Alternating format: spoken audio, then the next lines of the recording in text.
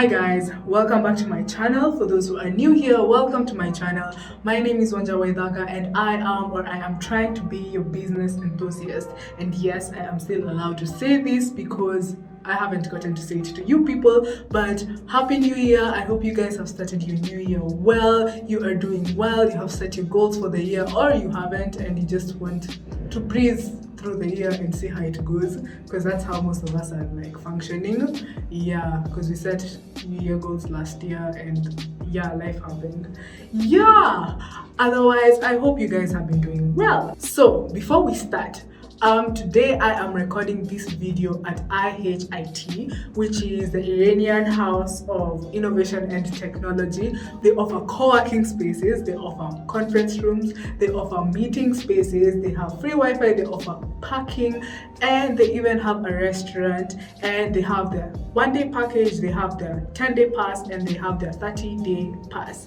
Yeah, so you can check out their website to find out more about the co-working space. So today's video, this has been kind of recommended by some people, and that is what to look at when you want to open a bank account in Kenya. Yeah, so there are some people who maybe are transferring maybe from their student account and they want to get like a big people account, yeah, or an adult account and stuff, and they don't know where to start, they don't know what to look at.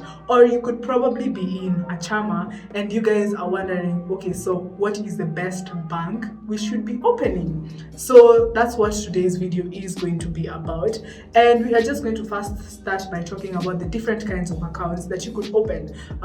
One that I have mentioned already is a student account, and that's mainly for people who are in campus. They've made it simpler for a university student probably to access money, and they have less charges as compared to like normal people accounts, not normal people accounts, but yeah, the other kinds of accounts. We also have the current account, which is for basically normal transactions, day-to-day transactions. It's not like you're holding your money somewhere, but you're able to transfer money, you're able to get money and the likes. We also have now the savings account, where you're able to like keep your money for a period of time and stuff, which is similar to the fixed deposit account. For the difference between the two now, for fixed deposit, you lock your money for a certain period of time. So for example, you could say you're locking your money for maybe 2 years, maybe 6 months, maybe a year or something like that, and you can't touch your money before then. But a savings account, it makes it kind of easier in terms of like the withdrawal. They don't have very stringent measures as compared to the fixed deposit account. Yeah, so let's get right onto the criteria that you can be looking at when you are choosing that bank account. Yeah, first things first, let's talk about the fees. That is a very important factor, especially when you're choosing the kind of account you want to open. Let's start with current account. Current accounts usually have a higher fees because there's a lot of transaction that is going on, and yeah, you're using it daily, when you compare it to a savings account, when you compare it to a fixed deposit, it could have lesser charges.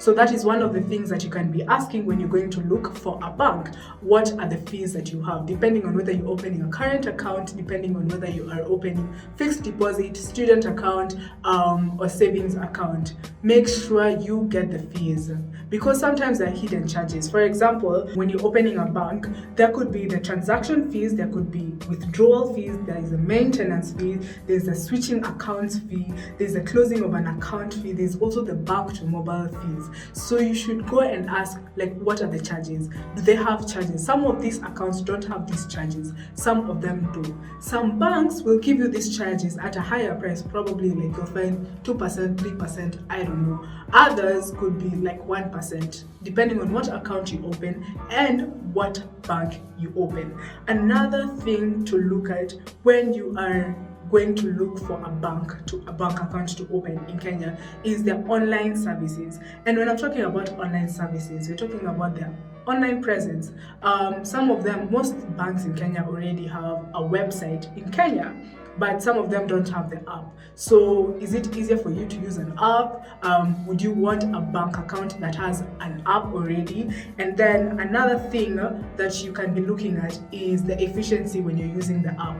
There's some bank there's some banks, the online platforms, by the time you even get to enter it, you'll have taken like 5 minutes because they have verification codes which keep on changing. You have to keep on changing your password.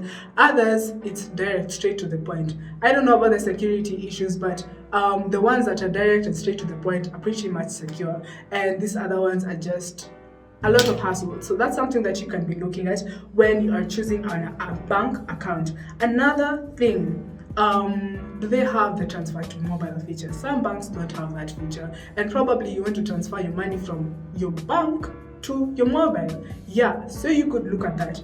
Other banks also have like extra features. For example, you could get a bank that on their mobile app you're able to invest easily. For example, they have the money markets feature.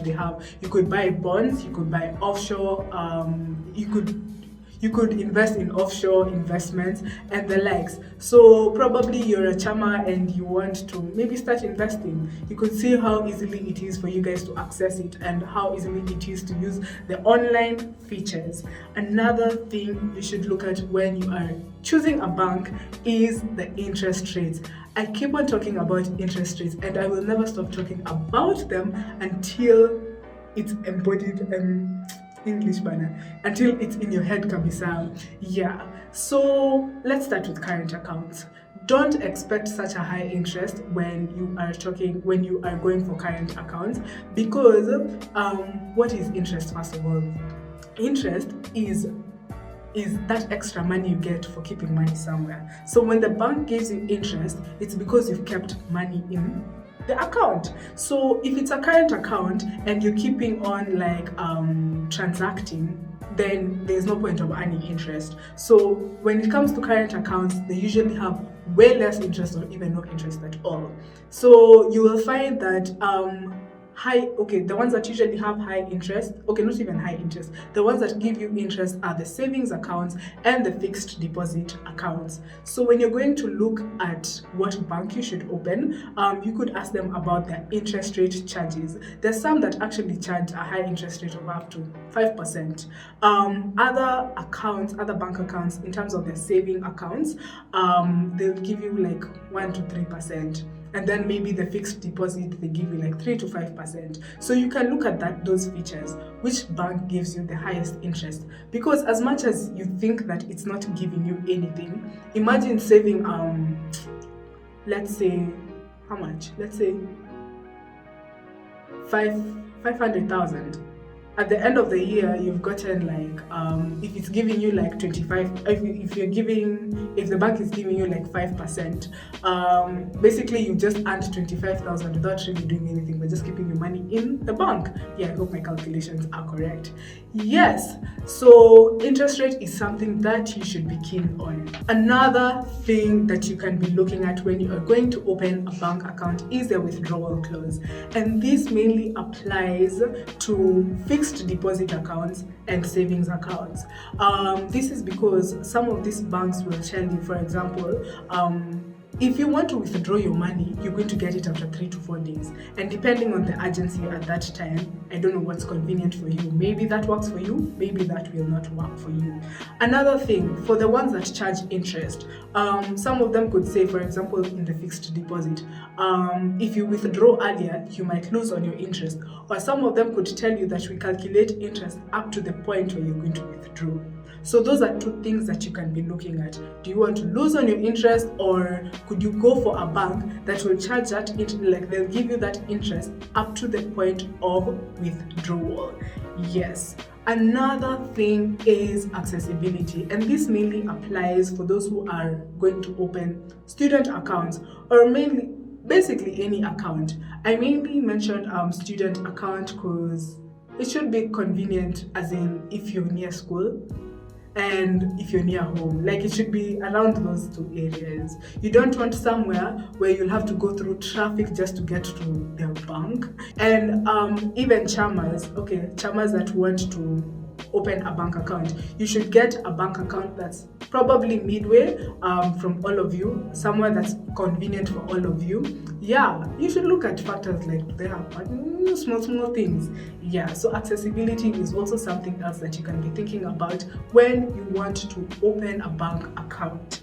Another thing is transfer of funds, and this will mainly apply when you're transacting like big cash, because there's some banks that will not allow you to like move big money. For example, if you want to transfer something like, let's say 2 million, they have a big problem with that because they will feel like, where is that money coming from? So they will maybe call you and like they'll interrogate you, man. And sometimes usually that gets to some people, but there are other banks which really don't care. So maybe that's a bank problem, I don't know, but this will mainly apply for those people who want to transact big money. There's some banks which actually have a big problem if you transfer large amounts of money. Another obvious one, customer service. Customer service, the Kikuyu. We've had stories basically about some bank accounts where you go there, you will sit when you're waiting for service. First of all, which I've experienced by the way, you go somewhere, you're asking for service, and probably the person who's serving you doesn't even know about most products, or they don't have most things, or you have waited there for 3-4 hours and you still haven't gotten your service. Okay, 3-4 hours is an exaggeration, but they've practically wasted your time. So look at the customer service feature, and that basically is just from talking to people and being like on social media. You'll see those things and you'll see what people are talking about them. And last but not least, we have security of funds. This especially has come very recently. We see that some banks were changing people's account numbers without even informing them. And that's something that you can only know if you're reading the newspaper, if you're watching the news, if you're talking to people. So look at the security of funds. You don't want to be associated with a bank that will start giving you hidden charges and they didn't tell you about that in the beginning, or they're able to just change your account number without even informing you. So always look at the security of funds, and this is something that's just being said all over and all over and all over. Otherwise, those are the considerations that you could look into when you're opening your next bank account in Kenya. I have enjoyed this video. I hope you guys have too. And if you have, please give it a thumbs up. If you think it will benefit someone else, you could share this video. And remember, if you haven't subscribed to my channel, subscribe. Yeah, I hope to see you guys next time. Bye.